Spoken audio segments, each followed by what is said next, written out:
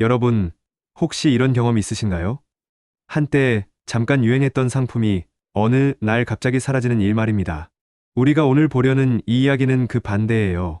한국에서 버려진 제품이 세계에서 국가대표 상품으로 부활하는 인생 역전 스토리입니다. 믿기 어렵겠지만 실제로 벌어진 일이에요. 이런 기적 같은 이야기 혹시 처음 들으세요? 그렇다면 구독하세요. 여기 한 병의 술이 있습니다. 평범해 보이지만 이 술의 인생 이야기는 정말 드라마틱합니다. 한국에서 태어났을 때는 화려했어요. 1년 동안 1100만 병이 팔렸거든요. 기업들은 환호했어요. 이거다, 이게 4세대 효자템이다 라고 말입니다. 하지만 그 성공은 너무나 짧았어요. 2년이 지나자 상황이 180도 바뀌었습니다. 재고가 산처럼 쌓여갔고 더 이상 팔리지 않는 죽은 상품이 되어버린 거예요. 기업들은 마케팅을 때렸어요. 신제품도 출시했어요. 심지어 탄산 버전까지 만들어 봤어요. 하지만 다 실패했습니다. 한국의 과일 소주는 평가가 한 줄로 정리됐어요. 짧고 굵은 반짝 스타. 즉, 오래 못 간다는 거죠. 그런데 여기서 놀라운 일이 벌어집니다. 미국에서요. 정말 같은 상품일까 싶을 정도로 이 술은 미국에서 완전히 다르게 평가받기 시작해요. 파티의 주인공이 되었고 젊은 세대의 필수 아이템이 되었으며 심지어 캘리포니아에서는 소주의 날 9월 20일을 만들어서 기념까지 하게 됩니다. 의문이 생깁니다. 도대체 뭐가 달랐던 걸까요? 이 이야기를 완벽하게 이해하려면 먼저 한국에서의 실패 이야기부터 들어야 합니다. 2010년대 중반 한국 주류 시장에서는 일종의 열풍이 불었어요. 그게 바로 과일 소주였습니다. 처음 출시된 후 반응은 정말 뜨거웠어요. 특히 젊은 여성 소비자들을 중심으로 폭발적인 인기를 얻었거든요. 문제는 성공 이후였습니다. 이 성공을 본 기업들이 어떻게 반응했을까요? 너도 나도 과일 소주를 만들어낸 거죠. 하이트진로, 롯데, 농심까지 단시간에 수십 개의 과일 소주 브랜드가 시장에 쏟아져 나왔어요. 결과는 뻔했습니다. 시장 과열이에요. 처음엔 딸기, 복숭아 정도였는데 나중엔 자몽, 청포도, 수박까지 진짜 없는 맛이 없었어요. 소비자들도 피로도가 생겼죠. 이거 다 똑같은데. 근데 이건 언제 샀지? 이런 식으로요. 결국 선호도는 급락했어요. 마치 관심을 잃은 마냥 빠르게요. 창고에는 재고가 쌓여갔고 기업들은 패닉 상태에 빠졌어요. 마케팅 공세도 시작했습니다. TV 광고, 유명인 모델, 심지어 환경 친화적 패키지까지 시도했지만 아무것도 통하지 않았어요. 그리고 34년 뒤 한국 시장에서 과일 소주는 거의 사라져버렸습니다. 업계에서는 이렇게 평가했어요. 단명한 트렌드, 실패작, 정말 이걸로 끝이었을까요? 아니었어요. 바로 이 시점에 뭔가 다른 일이 일어나고 있었거든요. 한국에서 외면받던 과일 소주가 미국에서는 전혀 다른 반응을 얻기 시작했습니다. 그런데 여기서 중요한 포인트가 있어요. 단순히 미국인들이 맛을 좋아한다는 게 아니라는 거죠. 당시 미국의 주류 트렌드를 보면 변화가 일어나고 있었어요. 기존의 위스키나 보드카 같은 독한 술에서 벗어나 젊은 소비자들이 원하는 게 뭐였을까요? 가볍고 달콤하고 편하게 마실 수 있는 술. 파티 문화에서도 변화가 있었어요. 예전에는 취하는 걸 목표로 하는 분위기였다면 이제는 모두가 함께 즐기는 술을 원했어요. 그래서 필요했던 게 뭐냐면 달콤하면서도 톡 쏘는 술이었던 거죠. 과일 소주는 이 틈을 정확히 파고들었어요. 한국에서는 너무 많았던 과일 소주가 미국에서는 새로운 카테고리였거든요. 위스키도 아니고 보드카도 아니고 리큐르도 아닌 이게 뭐지? 근데 진짜 맛있네? 이런 반응을 얻기 시작한 거예요. 포지셔닝이 완벽했던 거죠. 하지만 이것만으로는 부족했어요. 왜냐하면 미국에도 과일 맛술이 있었으니까요. 그럼 왜 과일 소주인가? 여기서 또 다른 힘이 작용하기 시작하는데 여기서 정말 중요한 포인트입니다.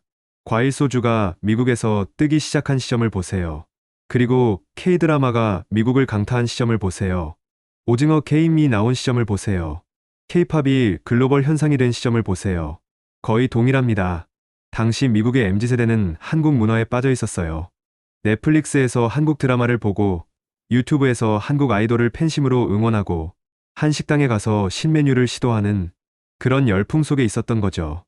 여기서 중요한 건 뭐냐면 K문화가 단순한 개별 상품이 아니라 패키지로 인식되기 시작했다는 거예요. 드라마 속 장면을 보세요. 한국 배우들이 소주를 마시는 장면이 나와요. K-팝 아이돌의 ASMR 먹방을 보세요. 한국 음식을 먹으면서 소주를 마셔요. 한국 영화에서도 술자리 문화가 부각되죠. 미국 젊은이들은 이 모든 걸 보면서 생각한 거예요. 아, 한국에서는 소주를 마시는구나. 나도 해봐야겠다. 과일 소주는 더 이상 술이 아니었던 거죠. K라이프 스타일의 일부가 되어버린 거예요. 이게 엄청난 힘이었어요. 왜냐하면 단순한 상품 마케팅을 뛰어넘어 문화적 동경을 타고 자연스럽게 확산되었기 때문입니다. 돈을 들여서 광고한 게 아니라 문화 콘텐츠를 통해 자연스럽게 노출되었던 거죠. 그런데 여기서 또 다른 놀라운 현상이 일어나요. 이걸 상상해 보세요.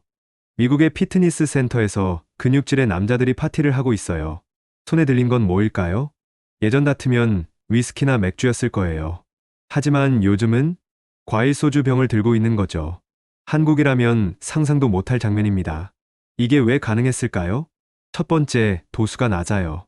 독한 술을 마시는 게 남성다움이라고 생각하던 시대는 지나갔어요. 이제는 편하게 즐기는 게 쿨하다는 분위기로 바뀌었거든요. 두 번째, 맛이 달콤하고 가벼워요. 사실 이건 예전부터 많은 남성들이 원했던 거예요. 하지만 남자가 단술을 마신다는 편견이 있어서 말을 못했던 거죠. 세 번째, 패키지가 예뻐요. 이거 중요해요. 요즘 미국 젊은 세대는 SNS에 올릴 때 이게 잘 나올까?를 생각해요. 과일 소주의 컬러풀한 패키지는 정말 잘 나왔어요. 네 번째, 칵테일 베이스로 사용할 수 있어요. 창의적인 음료를 만들 수 있다는 거죠. 결과적으로 뭐였냐면 과일 소주는 미국 남성들의 음주 문화를 바꿔놨어요. 한 인터뷰에서 한 남자는 이렇게 말했대요. 사실 우리는 독한 술을 좋아하는 게 아니었어요.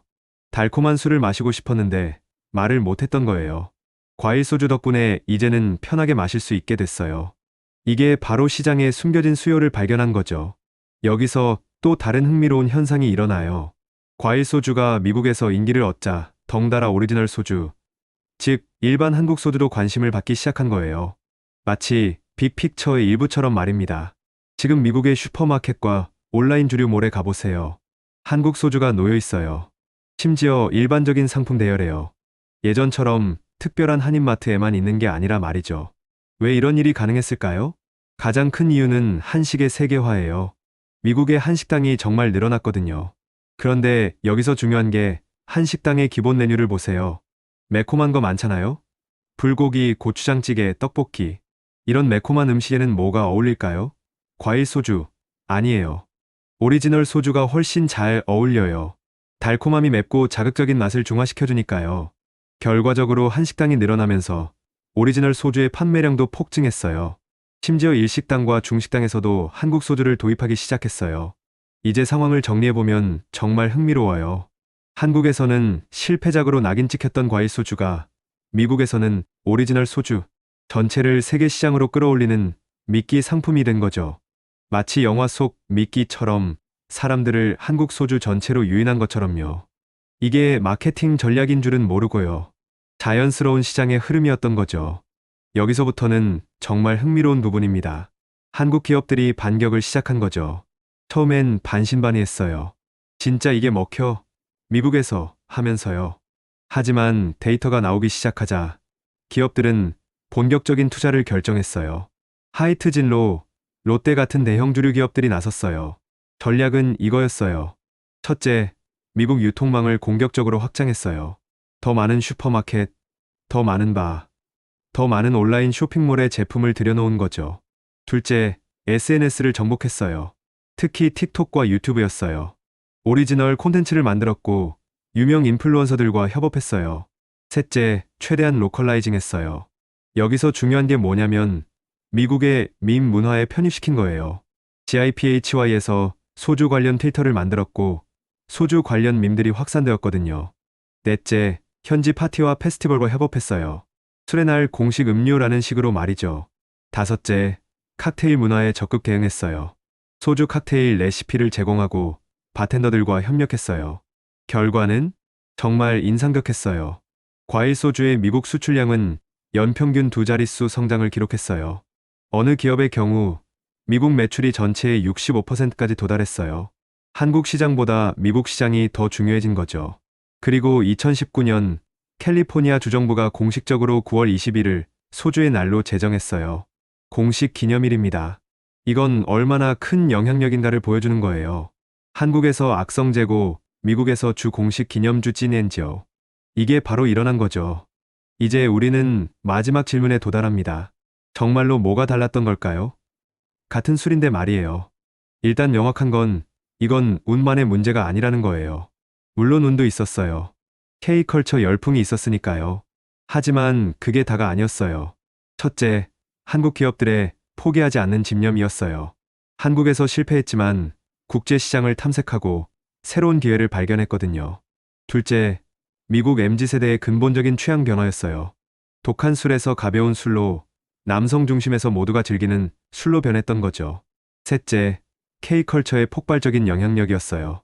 드라마, 음악, 영화, 음식을 통해 자연스럽게 소주가 노출됐거든요. 넷째, 한식의 세계화가 추진력이 되줬어요. 한식당이 늘어나면서 소주 문화도 함께 퍼져나갔던 거죠. 다섯째, SNS 기반의 현지화 전략이었어요. 단순히 이건 한국 술입니다가 아니라 이건 당신의 라이프 스타일의 일부라고 포지셔닝한 거죠.